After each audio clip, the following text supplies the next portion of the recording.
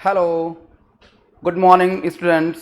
मैं हूं आपका English teacher BL Vishwakarma. Green world publication पर आप सभी का तहे दिल से हार्दिक स्वागत करता हूं। स्टूडेंट्स, पिछले क्लास में हम लोगों ने इसी बुक्स पे मींस फर्स्ट फ्लाइट की बुक को जो है हम पैसेज बेस्ड क्वेश्चंस पढ़े थे और आज हम लोग पूरी बुक का देखिए। आज का क्लास बड़ा ही ज़बरदस्त होने वाला है क्योंकि जो फर्स्ट फ्लाइट की बुक है उस पे जितने भी मल्टीपल चॉइस क्वेश्चंस होंगे उसको आज हम आप लोगों के सामने डील करेंगे, वो जो कि बहुत ही ज़बरदस्त होगा क्योंकि एक ही लेक्चर में आपको पूरी फर्स्ट फ्लाइट की जो बुक है उसके सभी क्वेश्चंस आपके सामने रखे जाएंगे। तो आइए हम चलते हैं अपने फर्स्ट फ्लाइट की बुक की तरफ, जिसमें there are so many question you will find related to your exam.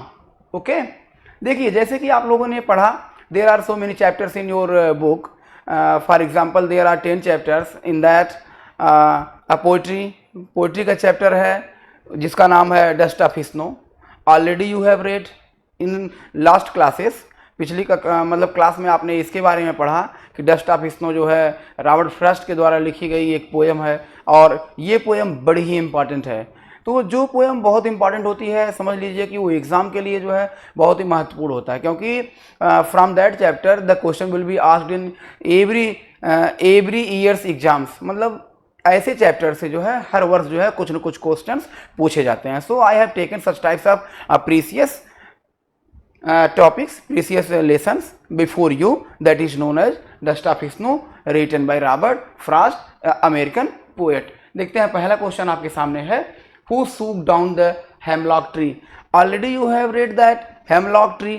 Hemlock tree का मतलब होता है हिंदी में आप जैसे धतूरा का वृक्ष कहते हैं उसे हम हेमनॉन ट्री कहते हैं, हेमलॉक ट्री के नाम से जानते हैं। और यह बड़ा ही पॉइजनस होता है। कैसा होता है? बड़ा ही पॉइजनस होता है। आप देखेंगे, choose the correct answer. Who shook down the hemlock tree means who shook down the hemlock tree. आप कविता पढ़े होंगे, कविता में ये बताया गया था कि the poet means Robert Frost was so sad and he was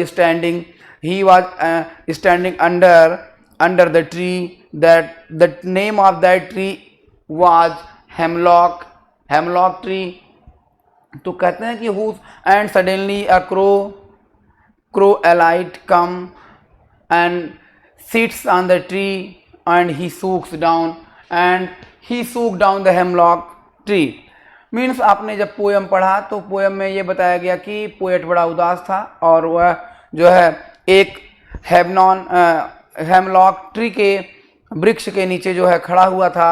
अचानक एक कौवा आता है मीन्स क्रो आता है और उस पेड़ पे बैठ जाता है और जो पेड़ था हेमलॉक ट्री वो जो है बर्फ़ के कणों से आच्छादित था, मीन्स बर्फ़ के धूल से आच्छादित था, ढका हुआ था। और जैसे ही वो उस पर बैठता है वृक्ष पे, वो अपने पंख को हिलाता है या पेड़ को हिला देता है तो वह उससे जो है उस पर जो धूल पड़ी हुई थी वो धूल जो है आथर के ऊपर पड़ जाती है और आथर को थोड़ा सा जो है आथर इस समय जो है पेंसिव मूड से जो है लाइट मूड में आ जाता है और जो है खुशी के क्षण में आ जाता है और वो कहता है कि मेरा संपूर्ण दिन जो बचा हुआ है, अब जो बचे हुए दिन हैं ये तो थोड़ा सा अच्छे हो गए।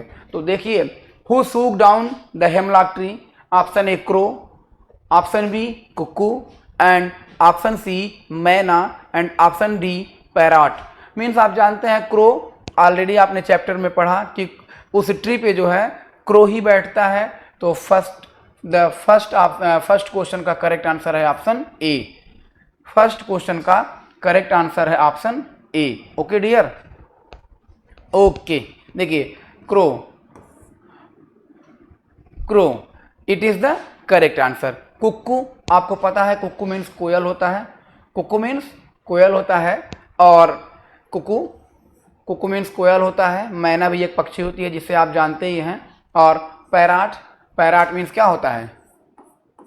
पैरट मीन्स तोता होता है और कुक्कू मीन्स कोयल होती है। क्या होती है? कोयल होती है। और फिर देखेंगे crow, already you know well that कि क्रो इज नोन एज कौवा मीन्स पहले क्वेश्चन का पहले क्वेश्चन का आंसर है ऑप्शन ए क्रो। देखेंगे नेक्स्ट क्वेश्चन, देखेंगे हम दूसरा क्वेश्चन आपके सामने। What fell on the poet, what fell on the poet means जैसे ही क्रो पेड़ में बैठता है वो पोएट के ऊपर क्या गिरा देता है। फेल, फेल मीन्स गिराना, फेल मीन्स गिराना, फेल मीन्स गिराना। देखिए फेल, फेल मीन्स गिराना।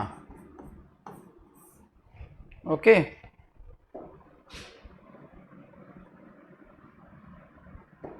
फेल मीन्स गिराना। Okay, what fell on the poet means कौवे ने पोएट के ऊपर क्या गिराया। तो आप देखेंगे dust of tree, dust of tree, it's wrong answer. Dust of snow, dust of snow, अभी देखते हैं dust of snow. And option C dust of, option C dust of snow and option D dust of crow. अब देखेंगे dust of crow भी गलत, dust of crow भी गलत, और option A dust of tree भी गलत। And what fell on the poet means dust of snow, और डस्ट ऑफ स्नो देखिए बाय मिस्टेक, बाय मिस्टेक से दो ऑप्शन में डस्ट ऑफ स्नो हो गया है। Option B and option C दोनों जो है सेम हो गए हैं। तो आप इसको जो है option B and option C are both means option C and option B are both. देखेंगे ये भी हो गया और ये भी हो गया। Okay, option B and C are both. यहाँ पे एक नया ऑप्शन क्रिएट करना पड़ेगा, और जैसे यहाँ पे डी है तो अब ये भी ऑप्शन सही हो गया और ये भी ऑप्शन सी भी सही हो गया। तो थोड़ा सा इसमें जो है टाइपो एरर हो गया। Question number 3, in what mood was the poet earlier, in what mood was the poet earlier, कब जो है पहले किस मूड में था। पहले अभी बताया गया कि पोएट जो है पहले, मतलब इस पोयम में ये बताया गया कि पोएट जो है, जो कवि है, पहले जो है सैड मूड में था। सैड मूड का मतलब उदासी के मूड में था, लेकिन जैसे ही क्रो पेड़ पे आके बैठा और उसके ऊपर थोड़ा सा बर्फ़ की धूल, बर्फ़ के कण जब गिरते हैं तो जो है थोड़ा सा हैप्पी मूड में हो जाता है। तो देखेंगे in what mood was the poet earlier means ये प्लीजेंट गलत, ऑप्शन बी हैप्पी गलत, option C sad and option D good means correct answer is option C. Correct answer is option C sad. Sad means दुखी, sad means दुखी, sad दुखी। फिर देखेंगे question number 4, what was the effect of the fall of the dust of snow on the poet means जैसे ही poet पे snow की धूल मीन्स बर्फ के कुछ कण या बर्फ की धूल जब उसके ऊपर गिरते हैं तो उसके अंदर क्या परिवर्तन होता है, उसके अंदर क्या परिवर्तन होता है। अभी आप देखेंगे कि पहला ऑप्शन ए चेंज्ड हिज मूड, उसका मूड चेंज हो जाता है। Option be changed his luck, उसका भाग्य बदल जाता है। चेंज्ड हिज जॉब, कि उसका जॉब परिवर्तित हो जाता है। कि option D changed his colour.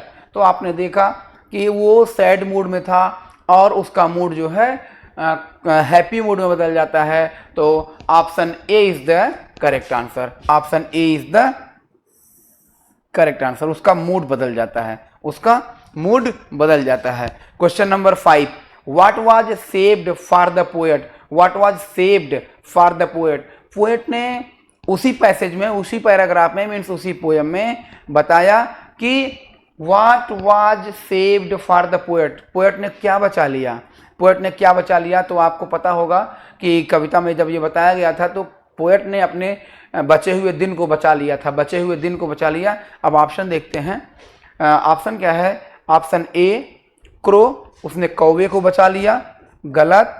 Option B tree, it's not correct.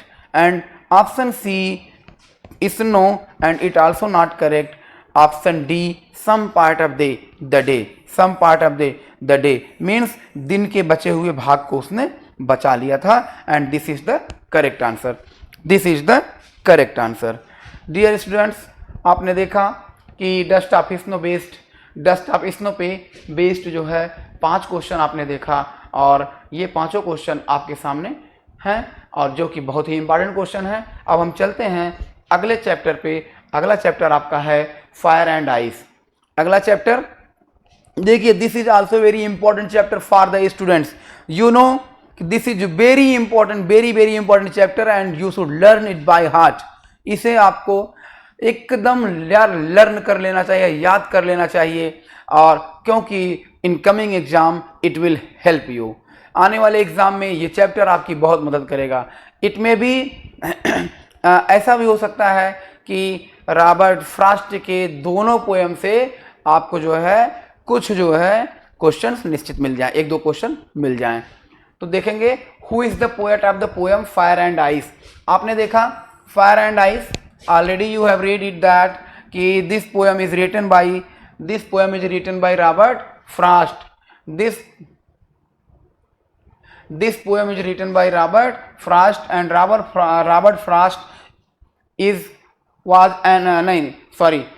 Frost was an American poet। देखेंगे who is the poet of the poem। Fire and ice के कवि कौन हैं, लेखक कौन हैं? तो option A Leslie Norris, no. Option B Robert Frost, option C Caroline Wells and option D Robin Klein. तो आपने देखा कि right answer, correct answer is option B Robert Frost. Robert Frost ने इस चैप्टर को लिखा है जिसका नाम है fire and ice. Question number 2, what does the poet compare fire with.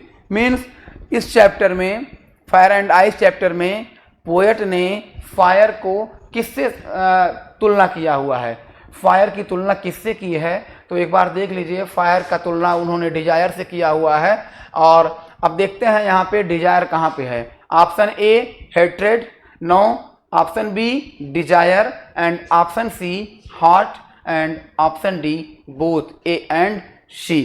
तो डियर स्टूडेंट्स, आपने देखा था जब चैप्टर जिस समय आपको पढ़ाया गया था उसमें ये बताया गया था fire symbolises desire and ice symbolises cruelty या रिजिडिटी। तो देखेंगे क्वेश्चन 2 का, what does the poet compare fire. Fire का मतलब उन्होंने फायर की तुलना जो है डिजायर से की, and desire is the second option, means B option, that is say that correct answer is option B. Okay, third question is on screen, what is the meaning of perish. Perish का मतलब क्या है? Paris का मतलब क्या है? तो Paris का मतलब होता है option A bloom, it's not correct answer. Option B rise, it's also not correct answer, and option C die, and option D glow. देखिए इन चारों में से करेक्ट आंसर है option C, option C die. Perish का मतलब होता है डाई मीन्स मरना, डाई मीन्स मरना, बर्बाद होना। अब ब्लूम जानते हैं आप, ब्लूम मीन्स खिलना, राइज मीन्स उत्थान होना, उठना, और ग्लो मीन्स चमक। ठीक, देखते हैं क्वेश्चन नंबर 4 आपके सामने। Where has he used personification. Where has he used personification कहने का मतलब है स्टूडेंट्स डियर कि वेयर मीन्स कहाँ पे रॉबर्ट फ्रॉस्ट ने पर्सनिफिकेशन का उपयोग किया हुआ है। Personification is a figure of speech in English literature. मतलब अंग्रेजी साहित्य में जो पर्सनिफिकेशन वर्ड है इसका मतलब होता है मानवीकरण। इसका मतलब है मानवीकरण,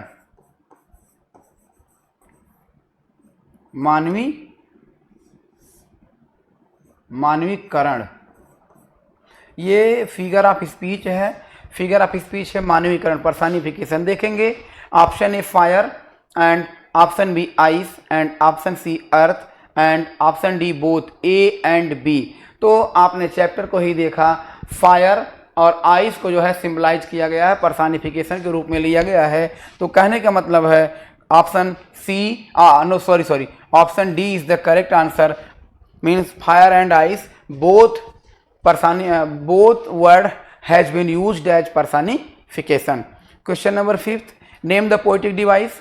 Name the poetic device used in the line to say that for destruction ice is also great.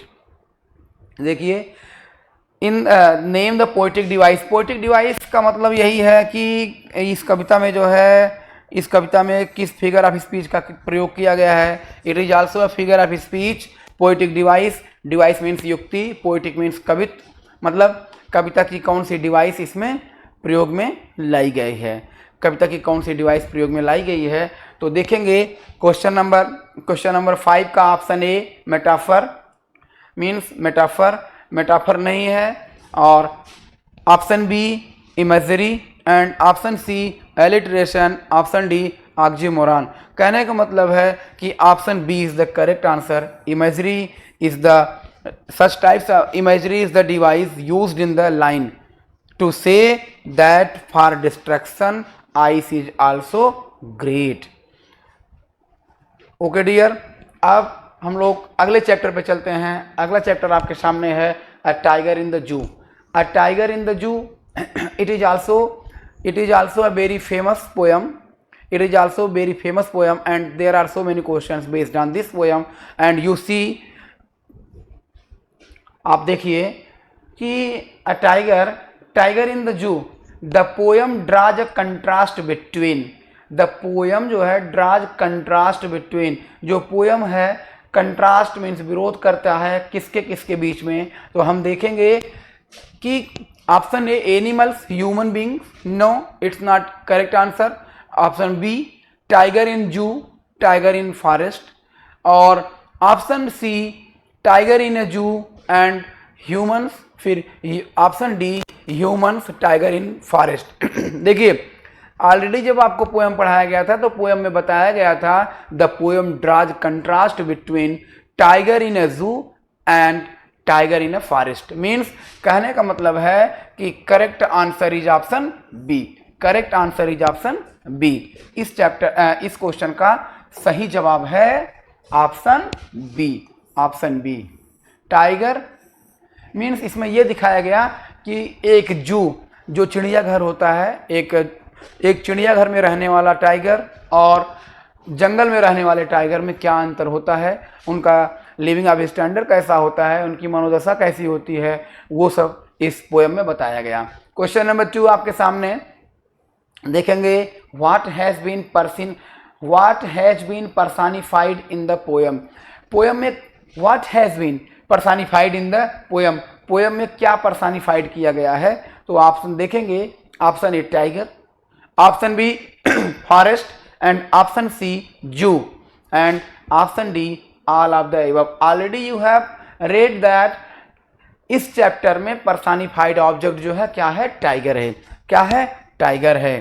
तो option A is the correct answer, means tiger has been personified in the poem. इस कविता में जो है tiger को personified किया गया है। Question number 3, name the poetic device used in the line in his quiet rage. Means name the poetic device used in the line in his quiet rage. In his quiet rage means इस पंक्ति में कौन सी figure of speech use किया गया है। देखेंगे, quite means शांत होता है, जानते हैं, और रेज मीन्स जो है भड़काऊं, मीन्स उथल पुथल मचा देने वाला। तो क्वाइट और रेज दोनों क्या है, आपस में जो है कंट्रास्ट हैं। तो कंट्रास्ट जब वर्ड जहाँ पे आता है, अपोजिट वर्ड्स जहाँ पे आते हैं, जैसे लव हेट हो गया, हाँ, बीटर स्वीट हो गया। लव मीन्स प्रेम करना, हेट मीन्स घृणा करना, और बीटर स्वीट देखिए, यहाँ देखिए, जैसे लव का उल्टा क्या है, हेट, और बीटर मीन्स कड़वा, और इसका मतलब स्वीट मीन्स। अब देखिए, यहाँ देखिए, इसका उल्टा क्या है, हेट, और बीटर का उल्टा स्वीट। यदि ऐसे कोई वर्ड, अपोजिट वर्ड्स एक साथ रखे जाएं तो वहाँ पे जो है फिगर ऑफ स्पीच होता है ऑक्सीमोरॉन। अब देखते हैं ऑप्शन में ऑक्सीमोरॉन कहाँ पे है। Metaphor, option A metaphor, it's not correct answer. Option B assonance, it also not correct answer, and option C oxymoron, and option D consonance। consonance is not correct answer, means कहने का आशय यह है कि इन his quiet raise में जो device use की गई है पोएटिक डिवाइस उसका नाम है oxymoron, oxymoron. Question number 4, name the poetic device used in the line, name the poetic device used in the line on pads of velvet quiet. देखिए, name the poetic device used in the line on pads of velvet quiet. देखिए इस line में कौन सी device use की गई है, तो इसके लिए आपको देखना पड़ेगा कि देखिए एक रूल्स होता है मेटाफर, एक मेटाफर फिगर ऑफ स्पीच होता है, और मेटाफर का मतलब होता है हिंदी में रूपक। जैसे आप कहते हैं उसका मुख चंद्रमा, उसका मुख चंद्रमा के समान है, तो दूसरा फिगर ऑफ स्पीच हो गया। उसका मुख ही चंद्रमा है, मीन्स उसके मुख को चंद्रमा मान लेना, किसी चीज़ को जो है वही चीज़ मान लेना, तो वो हो जाता है मेटाफर, रूपक। उसी तरह जो है इसमें देखेंगे on pads of velvet quite, और इसका पहचानने का एक बहुत बड़ा सरल तरीका है, जिस किसी सेंटेंस में ऑफ कंस्ट्रक्शन हो, ऑफ, ये देखिए ये कभी कभी ये सही होता है, ऑफ कंस्ट्रक्शन हो या एपोस्ट्रॉफी यस हो, तो ऐसे जब ये वर्ड्स किसी भी सेंटेंस में मिले तो लगभग वहाँ पे मेटाफर होता है। इट्स नॉट क्वाइट करेक्ट, मतलब ये पूर्ण रूपेण जो है सही नहीं पाया जाता है, क्योंकि एवरी रूल है सम एक्सेप्शन, सभी मतलब जो रूल्स होते हैं उसके कुछ एक्सेप्शंस होते हैं, अपवाद होते हैं, तो लेकिन फिर भी ये थोड़ा सा पहचानने का तरीका है। देखेंगे ऑफ आया तो इस अनुसार पे, इस बेसिस पे हम कह दिए कि क्या है, मेटाफर है। तो कहने का आंसर है, कहने का आंसर ये है consonance first option, it's not wrong, it's wrong, and assonance is also wrong answer and oxymoron is also wrong answer।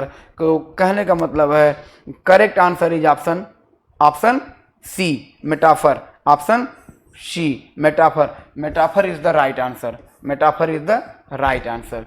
Okay, चलते हैं अपने नेक्स्ट चैप्टर पे। नेक्स्ट चैप्टर आपके सामने how to tell wild animals, एक chapter आपके यहाँ poetry में है how to tell wild animals. Question number first है, क्वेश्चन नंबर फर्स्ट है to which animal does the poet call Nobel.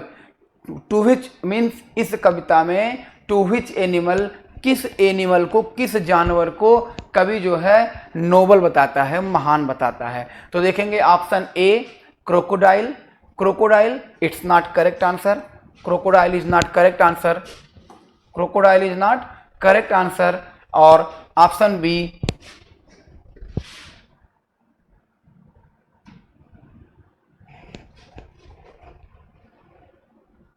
Option B है bear, bear is also not correct answer. और option C tiger and option D lion. तो correct answer is option C. पहले question का answer क्या है, पहले question का answer है ऑप्शन सी टाइगर। देखेंगे दूसरा क्वेश्चन आपके सामने है where do we see the Asian lions, means हम लोग एशियन लायंस को हम लोग कहाँ देखते हैं, मीन्स एशियन लायन कहाँ पाया जाता है। तो अब हम देखेंगे ऑप्शन ए वेस्टर्न कंट्रीज, पश्चिमी देशों में, ऑप्शन बी ईस्टर्न कंट्रीज या पूर्वी देशों में, फिर देखेंगे साउदर्न कंट्रीज या दक्षिणी देशों में, या ऑल ऑफ द एबव, या तो जो ये एशियन लायंस होते हैं ये हर जगह देखे जाते हैं। तो इस क्वेश्चन का सही जवाब है ऑप्शन बी ईस्टर्न कंट्रीज। कहने का मतलब है एशियन लायंस कहाँ पाए जाते हैं, ईस्टर्न कंट्रीज में पाए जाते हैं, ईस्टर्न कंट्रीज में पाए जाते हैं।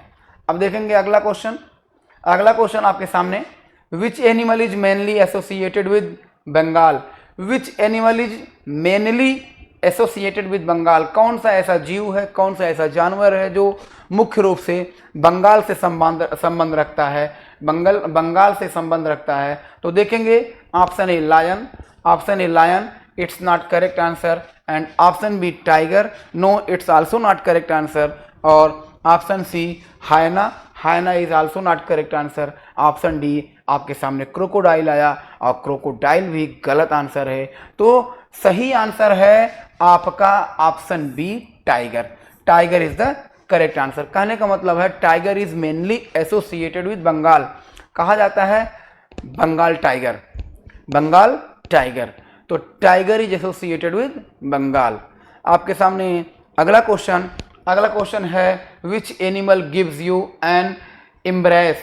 कौन सा ऐसा जानवर है जो कि आपको एम्ब्रेस देता है। तो देखेंगे क्या है। Option A hyena, it's not correct. Option B bear and option C crocodile and option D leopard. देखिए इन चारों जानवरों में से, इन चारों मतलब प्राणियों में से आपका करेक्ट आंसर है बियर। बियर एक ऐसा जानवर है जो कि इम्ब्रेसेस करता है, आपसे जो है गले भी लग जाता है, क्योंकि ये ट्रेंड जानवर होता है, इसको जो है ट्रेंड किया जाता है। और आप जब बचपन में देखे होंगे कि आपके गांव में कभी कभी जो है भालू जो है कोई मदारी वाला लेके आता है तो उससे कॉमेडी करवाता है, मिमिक्री करवाता है। तो वही चीज़ बताया जा रहा है कि bear is such types of animals which gives you an embrace. Question number fifth आपके सामने। और पांचवा क्वेश्चन है the face of which animal appears smiling. कौन सा ऐसा जानवर है जिसका चेहरा जो है मुस्कुराता हुआ लगता है। क्या है। The face of which animal appears smiling, ऐसा लगता है कि वो मुस्कुरा रहा है। तो देखेंगे डियर फ्रेंड्स, आप लोग जानते हैं कि it is very popular question, ये तो ऐसे भी सब लोग जानते हैं। Option A bear, option B hyena and option C leopard and option D crocodile. तो कहने का मतलब है कि कौन सा सही आंसर है। सही आंसर है आपका ऑप्शन बी हायना। हायना मीन्स जानते हैं, हायना का मतलब होता है लकड़बग्घा। हायना का मतलब होता है लकड़बग्घा। चलते हैं हम अपने नेक्स्ट चैप्टर पर, चलते हैं हम अपने अगले चैप्टर पर। अगला चैप्टर आपके सामने देखिए द बाल पोयम। अगला चैप्टर आपके सामने है the ball poem. The ball poem देखेंगे। The ball poem is very very very important for the exam. तो पहला क्वेश्चन इसका है how are the boy's eyes. Means how are the boy's eyes. जो बच्चा था बाल पोयम में, जो बॉय है उसकी आंखें कैसी थी, कैसी हैं। मीन्स पहला ब्रिलियंट, चमकदार, डल, नीरस, डिस्परेट, निराशाजनक and option D all of the above. तो देखेंगे इस चैप्टर में how are the boy's eyes. Ball poem में जो बच्चा है ना, उसकी आंखें जो है वो बहुत ही निराशाजनक स्थिति में है। कारण ये है कि जिस समय वो गेंद को खेल रहा होता है तो उसका गेंद जो है गुम हो जाता है, उसका गेंद खो जाता है। तो इसलिए वो जो है निराशा की स्थिति में है। तो मीन्स क्वेश्चन फर्स्ट का answer number option number C is the correct answer. C is the correct answer. Option A का सही आंसर है option C, option C. Okay. Question number 2 आपके सामने। क्वेश्चन नंबर दो what meaning is the boy learning. What meaning is the boy learning. देखिए what meaning is the boy learning, इसका answer हम देखेंगे option A meaning of loss या meaning of life, option C meaning of playing and option D meaning of happiness. What meaning is the boy learning means जब उनका gate खो गया तो उनको क्या समझ में आया, कौन सा अर्थ उनको समझ में आया। तो ऑप्शन देखेंगे option C is the option B option A is the correct answer. Option A is the correct answer means meaning of loss. उन्हें ये पता चलता है कि लॉस का मतलब क्या होता है। उसमें यह दिखाया गया कि बालक, उस पोइट्री में यह दिखाई गई है बाल पोयम में कि एक बच्चा है जो कि मीन्स अपना गेंद खेलते खेलते उसकी गेंद गुम हो जाती है। तो वो सोचता है कि मेरा कुछ गुम हो गया जो कि हमें जो है वापस नहीं आ सकता। कहने का मतलब है बाल जो भी अवस्थाएं हैं वो अवस्थाएं पुनः लौट के नहीं आती हैं और इसीलिए वो बड़ा ही निराश होता है। अब क्वेश्चन नंबर 3 देखेंगे। क्वेश्चन नंबर 3 आपके सामने है who is the poet of the poem. Who is the poet of the poem. The बाल, जो द बाल पोयम है, who is the poet of the ball poem. यहाँ पोयम होना चाहिए था,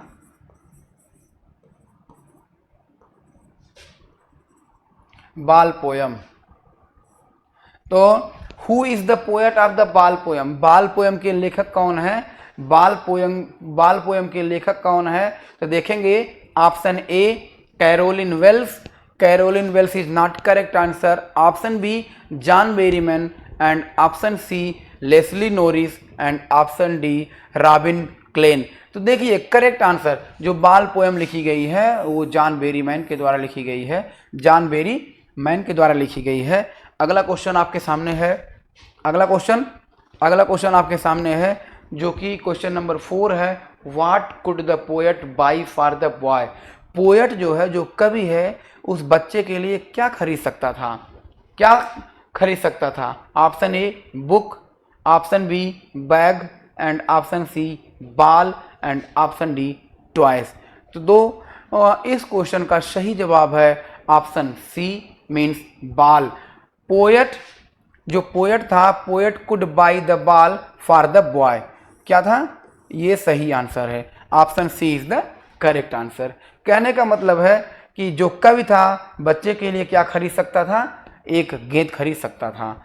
ऑप्शन देखिए क्वेश्चन नंबर 5 आपके सामने, और 5th क्वेश्चन में ये दिया गया the boy remembers his days.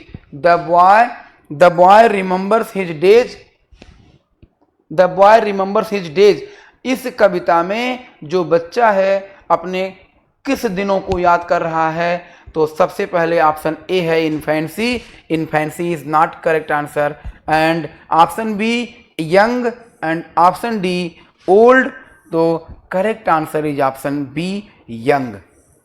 Means the boy remembers his young days. जो बच्चा था अपने युवा दिन मीन्स अपने बचपन के दिनों को जो है क्या कर रहा था?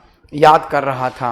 बचपन के दिनों को याद कर रहा था। आपके सामने अगला चैप्टर आता है और अगला चैप्टर है अमंडा। अगला चैप्टर आपके सामने अमंडा आता है। और Amanda, what was Amanda doing? What was Amanda doing? तो पहला क्वेश्चन है व्हाट वाज अमंडा डूइंग। तो अमंडा, सबसे पहले तो आप देखेंगे व्हाट वाज अमंडा डूइंग। पहला question option A biting her nails, hunching her shoulders and scratching her back. Option D all of the above. आपने जिस समय पोयम पढ़ा हुआ था अमंडा, तो अमंडा में ये बताया गया था कि जो उनकी मदर हैं उस पर बड़ा प्रतिबंध लगाती हैं कि तुम ये ना करो, तुम वो ना करो। कहने का मतलब उन्हें ये भी बताया गया बाइटिंग हर नेल्स, अपने नेल को ना काटो, मीन्स दांत से अपने नेल को ना काटो। फिर हंचिंग हर सोल्जर्स, अपने कंधे को जो है मतलब वो ना करो। फिर स्क्रॉचिंग हर बैक, मतलब हंचिंग का मतलब होता है थोड़ा सा ऐसे उछल कूद करना, तो अपने कंधों को ऐसे ऐसे ना हिलाओ। और ऑप्शन सी है स्क्रॉचिंग हर बैक, झुक के ना बैठो, झुक के ना बैठो। तो कहने का मतलब है the right answer is option D. Right answer is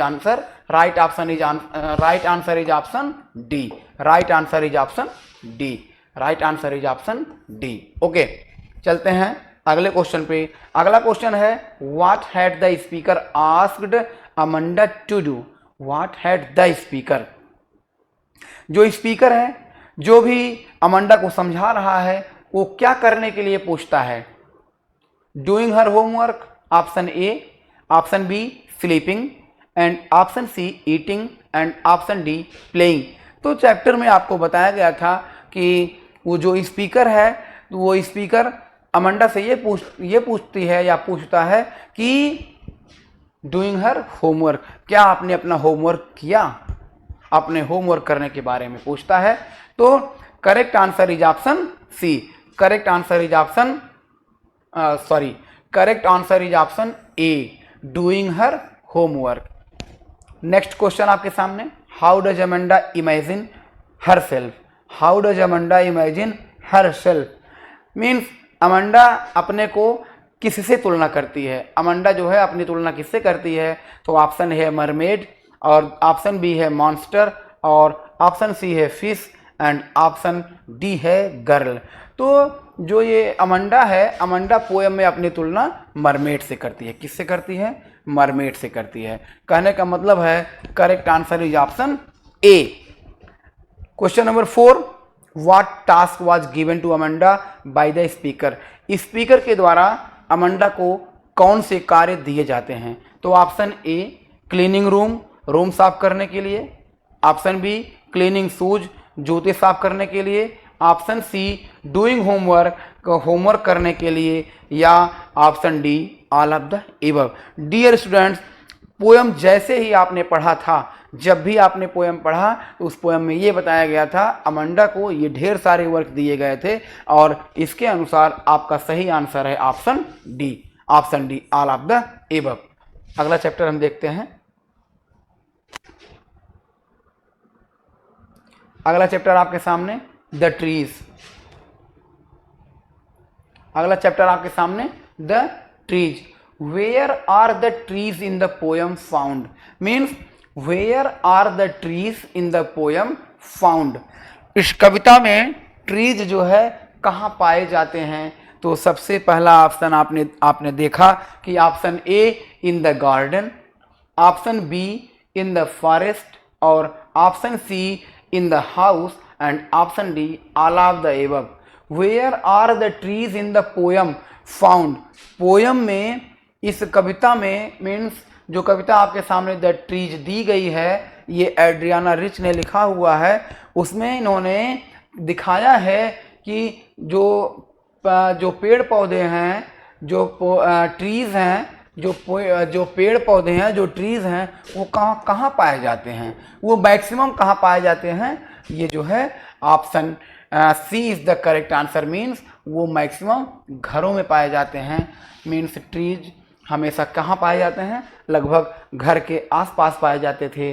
अब क्वेश्चन नंबर टू देखेंगे। What type of plants are mentioned in the poem, कैसे प्लांट्स इस पोएम में, कैसे प्लांट्स मीन्स कैसे पौधे इस पोएम में, कैसे पौधों का वर्णन इस कविता में किया गया है? तो देखेंगे ऑप्शन ए है decorative plants, option B painted plants, and option C both A and B, या option D none of the above. जिस समय आपको ये चैप्टर पढ़ाया गया था, उस चैप्टर में ये बताया गया था कि जो प्लांट इस पोएम में बताए गए हैं तो कैसे प्लांट थे? वो जो है डेकोरेटिव प्लांट्स थे और पेंटेड प्लांट्स थे। क्योंकि आज के दिनों में हम लोग क्या करते हैं, अपने घर का निर्माण करने के लिए या खेती-बाड़ी करने के लिए जो आसपास के पेड़ पौधे हैं उनको हम नष्ट कर देते हैं, उनको हम काट देते हैं और काट करके उन्हीं के स्थान पे अपना घर वर बनाते हैं या खेती का निर्माण करते हैं या खेती करते हैं। अच्छा, क्यों करते हैं? क्योंकि हमारे पास जगह का अभाव होता है, इसलिए हम ऐसा करते हैं। तो अब पेड़ पौधे कहाँ से आए? तो पेड़ पौधे जो है अब हम लोग मीन्स जो अब की जनरेशन्स है वो पेड़ पौधे को जो है अपने घरों में गमले में लगाने लगे। कैसे पौधे? डेकोरेटिव प्लांट्स, अपने घरों को सुंदर बनाने के लिए छोटे छोटे पौधों को, डेकोरेटिव प्लांट्स को रखने लगे, और पेंटेड प्लांट्स और रंग बिरंगी मीन्स रंग बिरंगी पौधे को भी रखने लगे। तो डियर स्टूडेंट्स, सेकंड क्वेश्चन का आंसर है option C means both, A and B. Right answer is option C. अगला क्वेश्चन देखेंगे। अगला क्वेश्चन आपके सामने है these plants are planted in, these plants are planted in. Already ऊपर के क्वेश्चन में ही आपका सेंस छुपा हुआ है और इसमें ये पूछ रहा है कि ये जो पौधे हैं कहाँ उगाए गए, कहाँ उगाए जाते हैं, कहाँ उगाए जाते थे? तो आपने देखा कि घरों को सुसज्जित करने के लिए, घरों को अच्छा दिखने के लिए, घरों को सजाने के लिए ये लोग जो है पौधे को जो है पॉट्स एंड पैन्स में रखने लगे, पॉट्स एंड पैन्स में रखने लगे, जो कि आपके यहाँ ऑप्शन ए मीन्स इसका आंसर ऑप्शन ए सही है। Option A is the correct answer. These plants are planted in pots and pans, pots and pans, pots and pans. फिर देखेंगे अगला क्वेश्चन। व्हाट मीन्स कहने का मतलब है the correct answer is option, correct answer is option A. Question number 4, what does the poetess write. कवित्री जो है एड्रियाना रिच जो है वो what does the poetess write, poet क्या लिखती है? तो पोएट क्या लिखती है, आपने देखा कि पोएट उस समय क्या लिख रही थी, a long poem, it's not correct answer, and a long letter और a long essay, it's also not correct answer. तो कहने का मतलब है correct answer is option B. वो उस समय क्या लिख रही थी, लॉन्ग लेटर लिख रही थी। मीन्स फोर्थ क्वेश्चन का option B is the correct answer. आप question number 5th, what is the poetess head full of, what is the poetess head full of. जो कवित्री थी उसका जो है हेड, दिमाग किस चीज से भरा था। तो देखेंगे ऑप्शन ए प्लांट से, पौधों से, नहीं, बर्ड से, पक्षियों से, नो, इंसेक्ट्स मीन्स आप जानते ही हैं कि इंसेक्ट्स मीन्स होता है कीटाणुओं से, नहीं। तो correct answer is option D, whispers. Poetess का जो था हेड था फुल ऑफ विस्पर्स। अगला चैप्टर हम देखेंगे। अगला चैप्टर आपके सामने फॉग। अगला चैप्टर है फॉग। अब फॉग का पहला क्वेश्चन है, फॉग का पहला क्वेश्चन हम देखेंगे। पहला क्वेश्चन है who is the poet of the poem fog. Already ये चीज आपको पता है कि जो फॉग नामक कविता है इसे कार्ल सैंडबर्ग ने लिखा हुआ है। अब देखेंगे कार्ल सैंडबर्ग किस ऑप्शन में है। Option A, good, option A is the correct answer. Means इस पोएम के लेखक पहले ही ऑप्शन में हैं, जिनका नाम है कार्ल सैंडबर्ग। क्वेश्चन नंबर 2 देखेंगे, how are the feet of the cat described. How are the feet of the cat described means जो कैट है उसके फीट का किस तरह से डिस्क्रिप्शन किया गया है, किस तरह से बताया गया है। तो सबसे पहले ऑप्शन ए ह्यूज, विशाल है, लिटिल, छोटा है, ऑप्शन सी क्लेवर, चालाक है, कि option D all of the above. Already आपको ये बताया गया था कि the feets of the cat description जो है लिटिल किया गया है। Option B is the correct answer. Option B is the correct answer. Question number 3, the fog's movement is.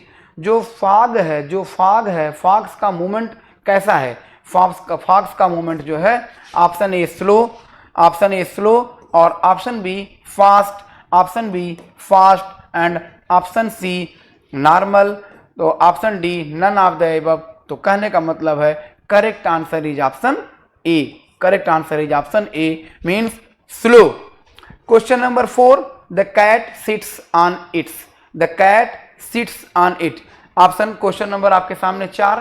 Question number 4, cat sits on it. तो cat sits on it को हम देखते हैं। पहला ऑप्शन है कि feet, option B back and option C hunches and option D all of the above. आप जानते हैं कि कैट्स कैसे बैठती है, तो कैट्स जो है हंचेज करके बैठती है। Option C is the correct answer. Question number 5th आपके सामने, what is the fog looking over. जो फॉग था लुकिंग ओवर वो कैसा, what is the fog looking over.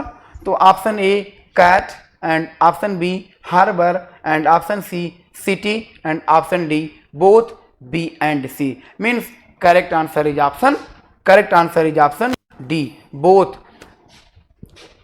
What is the fog looking over. Option A and option B both are the correct answer. कहने का मतलब option D is the correct answer. Sorry, option D is the correct answer. Option D is the correct answer, cat and city. अगला chapter हम आपके सामने लाते हैं। अगला chapter आपके सामने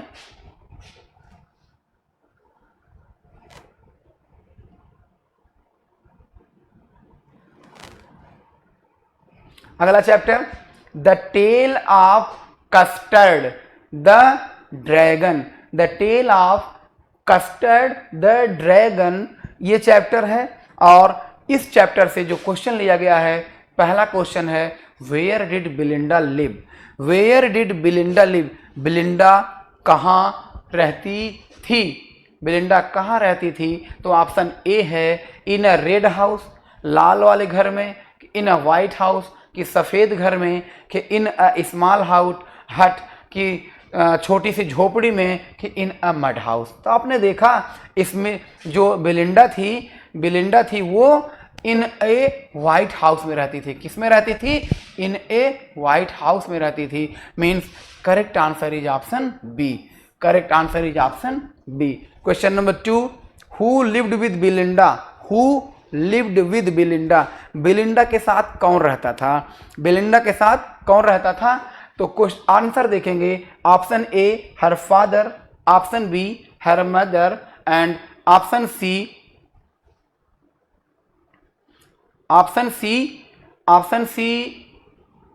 हर pets and option D her aunt. तो आंसर है इसका, करेक्ट आंसर इज ऑप्शन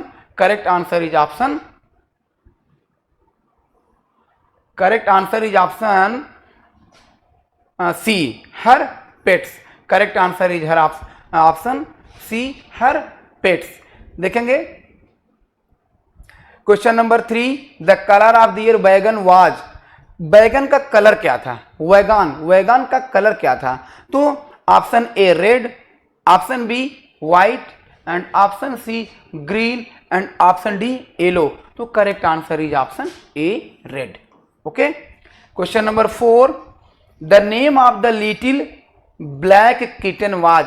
जो छोटी सी किटन थी उसका नाम क्या था? Option A ink, option B blink and option C mustard and option D custard. तो correct answer is option A. Correct answer is option A. चलते हैं डियर अगले क्वेश्चन पे, अगले चैप्टर पे चलते हैं। और अगला चैप्टर है आपके सामने फॉर एन ग्रेगरी। इनका जो है इस चैप्टर से पहला क्वेश्चन है, what did the young lady expect? जो नवयुवती है, जो जवान लेडी है, जो नवयुवती है, वो क्या एक्सपेक्ट करती है, क्या चाहती है? Option A her lover should love her for wealth, उसका प्रेमी जो है उसके धन से प्रेम करे। या option B her lover should love her for herself only, कि उसका प्रेमी केवल उससे ही प्यार करे। Option C her lover should love her for behaviour only, कि उसका प्रेमी जो है उसके केवल व्यवहार से प्रेम करे। None of the above, means इनमें से कोई नहीं। तो करेक्ट आंसर इज ऑप्शन बी। वह चाहती थी, क्या चाहती थी? वो ये चाहती थी कि उसका प्रेमी